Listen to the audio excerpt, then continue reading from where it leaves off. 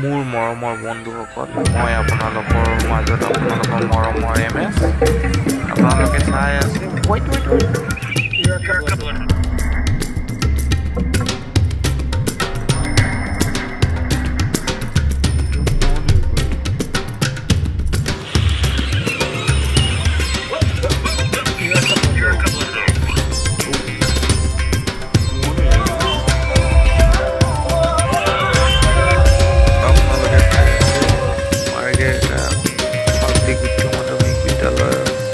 মহাৰজত জয়ন্তী অনুষ্ঠান।